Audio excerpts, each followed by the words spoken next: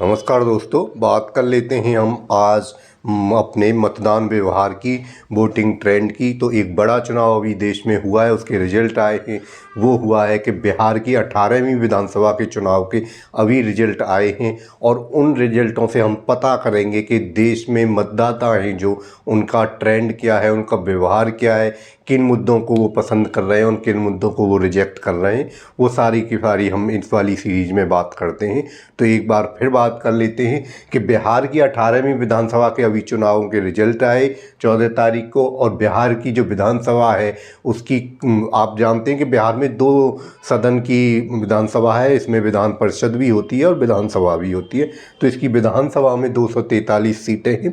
तो 243 सीटों में से 122 सीट बहुमत के लिए चाहिए। अगर कोई भी राजनीतिक दल 122 सीट लेके आता है तो वो अपनी सरकार बना सकता है।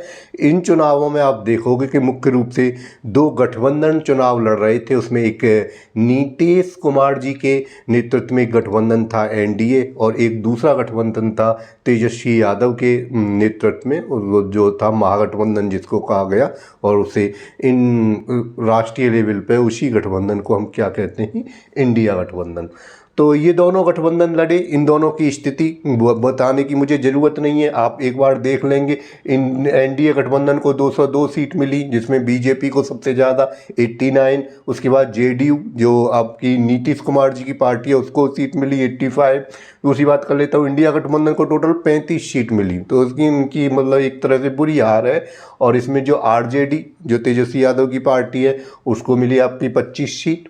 और जो मुख्य दूसरी पार्टी थी वो थी कांग्रेस, एक राष्ट्रीय पार्टी, आप जानते हो राहुल गांधी जी जिसको रिप्रेजेंट करते हैं, और उनको मात्र 6 सीटें मिली। तो उनका काफ़ी डिक्लाइन हो रहा है यहाँ लगातार, ये भी आपको देखते हैं। और एक पार्टी है आपकी AIMIM, अकबरुद्दीन ओवैसी, जो आपने नाम सुना होगा, उनकी पार्टी है। और उनकी पार्टी को भी यहाँ कितनी सीटें मिल चुकी हैं, 5 मिल गई हैं। पहले भी इनको 5 मिली थी और अब भी 5 मिल गई। और एक आपकी चौथी पार्टी थी जो नई पार्टी थी एकदम, जैसे दिल्ली में आम आदमी पार्टी एक नई पार्टी बनी थी लेकिन उसने सत्ता पाली थी। लेकिन इसी के आधार पर एक नई पार्टी थी जो आपके लाइव और जो डेली लाइफ के जो मुद्दे हैं उनको लेके जन पार्टी बनाई थी प्रशांत किशोर जी ने, जन स्वराज पार्टी। और उस पार्टी को 0 सीट मिली, एक भी सीट नहीं मिली। लगभग 3.5% उनको वोट जरूर मिला है लेकिन उनको एक भी सीट नहीं मिली। तो अब हम देख लेते हैं कि किस तरह से मतदान व्यवहार था। तो मैं बात कर लेता हूँ सबसे पहले एनडीए की। तो एनडीए में सबसे बड़ा प्लस पॉइंट थे नीतीश कुमार। नीतीश कुमार लगभग 20 साल से बिहार के मुख्यमंत्री हैं और उनके ऊपर कोई भ्रष्टाचार का दाग नहीं है। उनकी छवि एकदम साफ सुथरी है और वो किसी तरह से परिवारवादी भी, उनके ऊपर कोई ऐसा आरोप नहीं लगता क्योंकि उनके परिवार से भी राजनीति में कोई नहीं है। तो एक अच्छा है। और जो वहाँ की महिलाएं हैं वो नीतीश कुमार को काफ़ी पसंद करती हैं, क्योंकि उनसे पहले जो उन्होंने जो सत्ता ली थी वो लालू प्रसाद यादव से ली थी। और लालू प्रसाद यादव का जो शासन था उसको जंगल राज की संज्ञा दी थी वहाँ के हाई कोर्ट ने। तो जब उन्होंने सुशासन बाबू का एक टैग भी पाया था तो उसमें ये चला नीतीश कुमार जी को छवि थी और उसी छवि के आधार पर माना जा रहा है कि उनको 202 सीट मिली हैं। बात रहती है कि बीजेपी की, तो नीतीश कुमार आप जानते हैं कि कई बार कभी बीजेपी में चले जाते हैं तो कभी कांग्रेस वाले गठबंधन में आ जाते हैं। इन्होंने कई बार ऐसा कर चुके हैं। तो मुख्य रूप से हम यहाँ देखेंगे नीतीश कुमार। बीजेपी का यहाँ पे शायद सपना ये हो सकता था कि अभी तक आप देखोगे कि 1951 के बाद आज तक बीजेपी का यहाँ पे कोई मुख्यमंत्री बीजेपी पार्टी नहीं दे पाई है अपना बिहार में। और उनका सपना शायद इस बार भी अधूरा ही रह गया, क्योंकि अगर वो कुछ नीतीश कुमार से कुछ मार्जिन ज़्यादा ले जाते, बहुत ज़्यादा मार्जिन हो जाता नीतीश कुमार, जैसे महाराष्ट्र में हुआ नीतीश कुमार और बीजेपी के बीच में, तो हो सकता है यहाँ पर बीजेपी का सपना पूरा होता और वो अपना मुख्यमंत्री दे पाते। लेकिन ऐसा फिर नहीं हुआ और फिर भी उन्हें नीतीश कुमार की मुख्यमंत्री पद स्वीकार करना पड़ेगा। और इंडिया की बात कर लेते हैं। इंडिया गठबंधन की जो बात करते हैं तो इसमें तेजस्वी यादव को आप जानते हैं, लालू प्रसाद यादव और राबड़ी देवी, दोनों उनके माँ और बाप दोनों ही बिहार के मुख्यमंत्री रह चुके हैं। और लालू प्रसाद यादव एक राष्ट्रीय नेता है, आप जानते हैं, रेल मंत्री भी रहे, काफ़ी चर्चा में रहते हैं।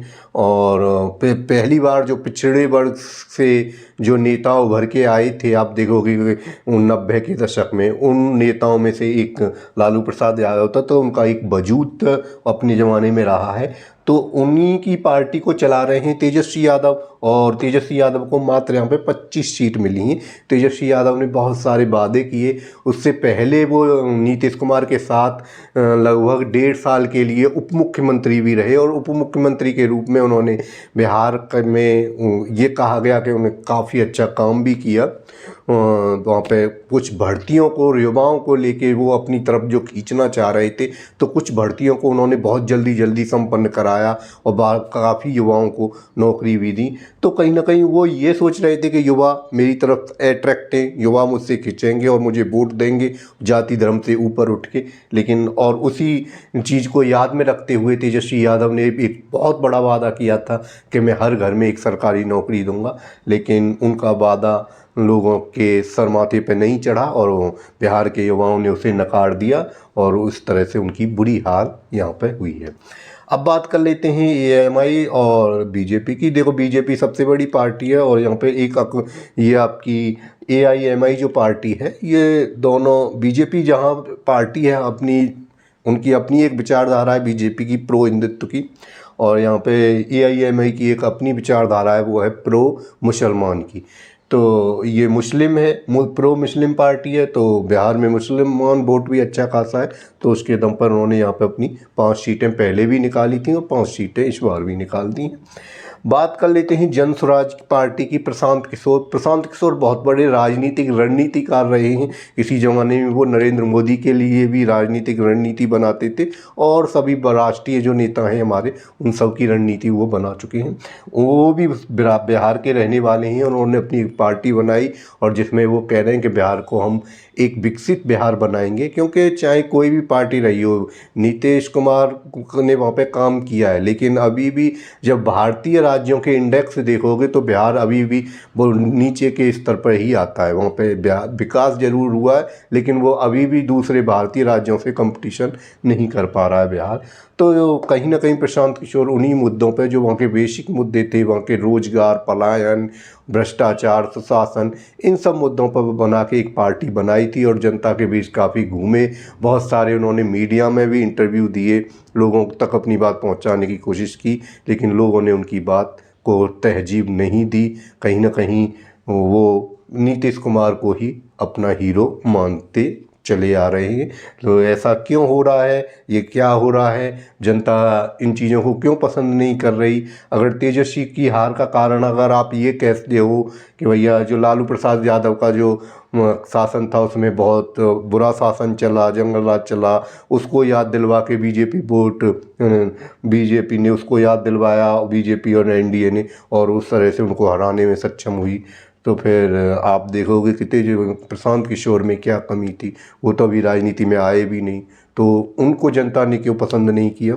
तो ये अपना एक जनता का अपना एक मूड होता है, वो जिस तरफ स्विंग कर जाती है फिर उस तरफ की जाती है। तो जनता की जो मतदान व्यवहार है उसके ऊपर हम लॉजिक नहीं लगा सकते। वो लॉजिकल होता है, जनता जिस बहाव में एक बार बह जाती है तो वो बह जाती है, वो लॉजिकली रूप से नहीं सोचती, वो एक बहाव में चलती है। तो इस तरह से आप देखोगे कि जो बिहार के चुनाव हैं, यहाँ पे बिहार के चुनावों से ये स्पष्ट होता है कि अभी बेरोजगारी का मुद्दा हो, महंगाई का मुद्दा हो, तो ये ऐसे मुद्दे अभी भी भारतीय राजनीति के मुद्दा नहीं बन सकते। और अभी भी यहाँ पे जो पूरी पुरानी जो परंपराएं हैं, जो पुराने नेता हैं, उन पर जनता लगातार विश्वास करती आ रही है, और उन्हीं पे आगे जाके विश्वास कर लेती है उनकी बात पे। एक आरोप ये जरूर लगाया जा रहा है इंडिया गठबंधन की तरफ से कि भाई वहाँ पे एक योजना चलाई गई थी चुनाव के टाइम पे नीतीश कुमार में, जिसमें महिलाओं को 10-10 हज़ार रुपये दिए गए थे, तो उसको चुनाव आयोग ने बंद नहीं किया, और वो वोटिंग टाइम पे भी पैसे उनके अकाउंट में जा रहे थे। तो ऐसा करना वैसे भारतीय लोकतंत्र के हिसाब से सही तो नहीं है, पर चुनाव आयोग से किस तरह से जस्टिफाइड करता है वो चुनाव आयोग का काम है।